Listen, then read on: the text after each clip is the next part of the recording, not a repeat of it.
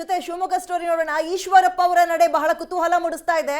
ಆ ಒಂದು ಕರೆಗೋಸ್ಕರವೇ ಇಲ್ಲಿ ತನಕ ಈಶ್ವರಪ್ಪ ಅವರು ಕಾಯ್ತಾ ಇದ್ರ. ಅಮಿತ್ ಶಾ ಅವರ ಆ ಒಂದು ಕರೆ ಬಂದಿದೆ ತಡ ಡೆಲ್ಲಿಗೆ ದೌಡಾಯಿಸುವಂತೆ ಮಾಡ್ತಾ ಈಶ್ವರಪ್ಪ ಅವ್ರನ್ನ ಅನ್ನೋ ಪ್ರಶ್ನೆ.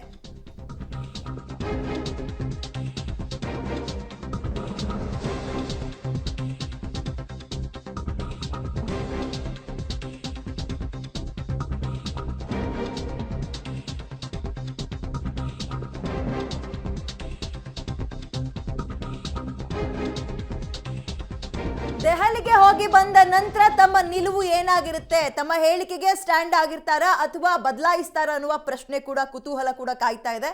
ಅಮಿತ್ ಶಾ ಅವರು ನಿನ್ನೆ ಕರೆ ಮಾಡಿ ಮಾತಾಡಿದನ್ನ ಸ್ವತಃ ಈಶ್ವರಪ್ಪ ಅವರೇ ಸುದ್ದಿಗೋಷ್ಠಿ ಮಾಡೋದ್ರ ಮುಖಾಂತರ ತಿಳಿಸಿದ್ರು. ಇವತ್ತು ಡೆಲ್ಲಿ ಕೂಡ ಹೋಗ್ತಾ ಇದ್ದಾರೆ. ಹೋಗಿ ಬಂದಾದ್ಮೇಲೆ ವಾಪಸ್ ಹಿಂದೆ ಹೆಜ್ಜೆ ಸರಿತಾರ, ಆಯ್ತು ನಾನು ಸಪೋರ್ಟ್ ಮಾಡ್ತೀನಿ ಅಂತನೋ ಅಥವಾ ತಟಸ್ಥರಾಗಿರ್ತೀನಿ ಅಂತನೋ ಸುಮ್ಮನಾಗ್ತಾರ?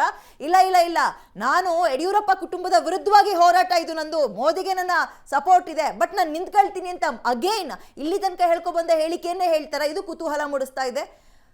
ಅಮಿತ್ ಶಾ ಅವರ ಆ ಒಂದು ಕರೆಗೋಸ್ಕರವೇ ಇಲ್ಲಿ ತನಕ ಕಾಯ್ತಾ ಇದ್ದಾರೆ. ಇಲ್ಲಿ ತನಕ ಯಾವ ಲೀಡರ್ಸ್ ಹೋದ್ರು ಮನೆ ಬಾಗಿಲಿಗೆ ಬಿಟ್ಕೊಂಡಿರ್ಲಿಲ್ಲ ಈಶ್ವರಪ್ಪ.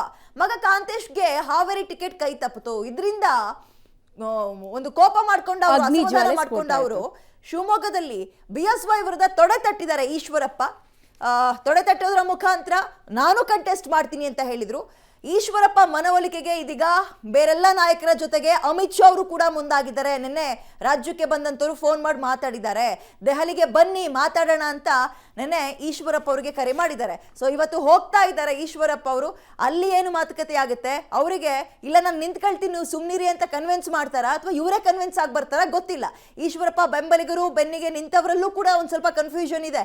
ಇಲ್ಲಿ ತನಕ ಅವರು ಯಾವುದೇ ಕಾರಣಕ್ಕೂ ನಾನು ಹಿಂದೆ ಸರಿಯಲ್ಲ, ನಿಂತ್ಕೊಂಡೇ ಪಕ್ಷೇತರವಾಗಿ ನಿಂತ್ಕೊಳ್ತೀನಿ, ಅಭ್ಯರ್ಥಿ ಆಗ್ತೀನಿ ಅಂತ ಹೇಳಿದ್ರು.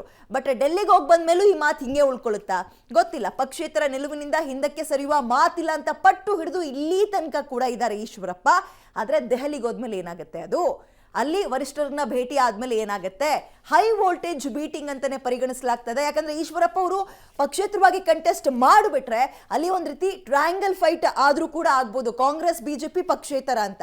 ಹಾಗಾಗಿ ಈಶ್ವರಪ್ಪ ಅವರ ಮುನಿಸು ಶಮನ ಮಾಡುವತ್ತ ಹೈಕಮಾಂಡ್ ಒಂದು ಹೈ ವೋಲ್ಟೇಜ್ ಮೀಟಿಂಗ್ ಅನ್ನ ಇಟ್ಟಿದ್ದಾರೆ. ದೇಶದ ಗೃಹ ಮಂತ್ರಿಗಳು ಅವರು ಬೆಳಿಗ್ಗೆ ನನಗೆ ದೂರವಾಣಿ ಮುಖಾಂತರ ಸಂಪರ್ಕ ಮಾಡಿದರು. ಹೇಳಿದ್ರು, ನೀವು ಇಷ್ಟೊಂದು ಸೀನಿಯರ್ ಕಾರ್ಯಕರ್ತರಿದ್ದೀರಿ, ಸ್ಪರ್ಧೆ ಮಾಡ್ತಾ ಇರೋದು ಆಶ್ಚರ್ಯ ಆಗಿದೆ, ಯಾಕೆ ಅಂತ ಹೇಳಿದ್ರು. ದಿನ ದೆಹಲಿ ಬರಬೇಕು, ನಿಮ್ಮ ಹತ್ರ ನಾನು ಮಾತಾಡ್ತೀನಿ ಅಂತ ಹೇಳಿದ್ರು. ನಾನು ನಿಮ್ಮ ದೊಡ್ಡವರಿದ್ದೀರಿ, ದೊಡ್ಡವ್ರ ಮಾತನ್ನು ನಾನು ಮೀರಿದೇನಂತ ಭಾವನೆ ಬರಬಾರ್ದು. ನಾನು ಖಂಡಿತ ದೆಹಲಿಗೆ ಬರ್ತೀನಿ. ದೆಹಲಿ ಬಂದಾಗಲೂ ಕೂಡ ನನಗೆ ಚುನಾವಣೆಯಿಂದ ವಾಪಸ್ ತಗೊಳ್ಳಿ ಅನ್ನಂತ ನೀವು ಸೂಚನೆ ಕೊಡಬೇಡಿ, ಕೊಟ್ಟರೆ ಮಾತ್ರ ಸಮಸ್ಯೆ ಆಗುತ್ತೆ ಅಂದೆ. ನಾನು ಸೂಚನೆ ಕೊಡಲ್ಲಪ್ಪ ನಿಮಗೆ, ನಾನು ಪ್ರಾರ್ಥನೆ ಮಾಡ್ತೀನಿ ಅಂದರು. ಅಯ್ಯೋ ಭಾರಿ ದೊಡ್ಡವ್ರು ನೀವು, ನನಗೆ ಪ್ರಾರ್ಥನೆ ಮಾಡೋಂಥ ಅವಶ್ಯಕತೆ ಖಂಡಿತ ಇಲ್ಲ. ಅದು ನನ್ನ ಉದ್ದೇಶ ನಿಮಗೆ ಸಮಾಧಾನ ಆಗಿದೆ ಅಂತ ನಾನು ಭಾವಿಸ್ತೇನೆ. ಈ ಉದ್ದೇಶಕ್ಕೋಸ್ಕರ ಚುನಾವಣೆ ಸ್ಪರ್ಧೆ ಮಾಡ್ತಾಯಿದ್ದೀನಿ.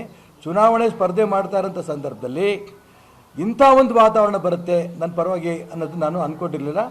ಈಗ 100ಕ್ಕೆ 100 ನಾನು ಗೆಲ್ತೇನೆ. ಗೆದ್ದು ಪಕ್ಷವನ್ನು ಶುದ್ಧೀಕರಣ ಮಾಡೋದಕ್ಕೂ ಯಾವ ಉದ್ದೇಶದಿಂದ ನಾನು ಚುನಾವಣೆ ನಿಲ್ಲಕೊಟ್ಟಿದ್ದೀನೋ ಅದೆಲ್ಲೂ ಅನುಕೂಲ ಆಗುತ್ತೆ, ನಂಗೆ ಸಹಕಾರ ಕೊಡಿ ಅಂತ ಕೇಳಿದೆ. ಬಾ ಸಂಪೂರ್ಣ ಮಾತಾಡೋಣ ಅಂತ ಹೇಳಿದ್ದಾರೆ. ನಾನು ಹೋಗಿ ರಾತ್ರಿ ಅಮಿತ್ ಶಾ ಅವರನ್ನು ದೆಹಲಿಯಲ್ಲಿ ಭೇಟಿ ಮಾಡೋದಿದೆ. ದೊಡ್ಡವ್ರು ಕರೆದಾಗ ನಾನು ನೀವು ಬರಲ್ಲ ಅಂತ ಸೊಕ್ಕು ಮಾಡಲ್ಲ, ದೊಡ್ಡವರಿಗೆ ಗೌರವ ಕೊಡಬೇಕಾದ್ರೆ ನನ್ನ ಕರ್ತವ್ಯ ಹೋಗ್ತಾ ಇದ್ದೀನಿ. ಎಲ್ಲ ಅಂಶಗಳನ್ನು ಕೂಡ ನಾನು ಮಾನ್ಯ ಅಮಿತ್ ಶಾ ಅವ್ರ ಗಮನಕ್ಕೆ ತರ್ತೀನಿ.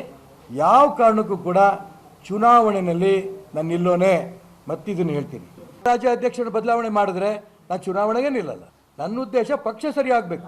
ಚುನಾವಣೆ ನಂತರ ಮಾಡ್ತೀನಿ ಅಂತಂದ್ರೆ ನಾನು ಚುನಾವಣೆ ನಂತರ ನಾನು ನಿಲ್ತೊಳ್ಬಿಡ್ತೀನಿ, ನೋಡ್ಕೊಂಡು ಮಾಡ್ತೀನಿ. ಈ ಚುನಾವಣೆ ನಿಲ್ಲೋನೆ, ಚುನಾವಣೆ ನಂತರ ತಗೊಂಡು ಏನು ಮಾಡಲಿ, ಹಾಳಾಗೋದ್ಮೇಲೆ ಪೂರ ಯಾವುದೊಂದು ರಿಪೇರಿ ಮಾಡ್ತಾ ಹೋಗಲಿ ನಾನು.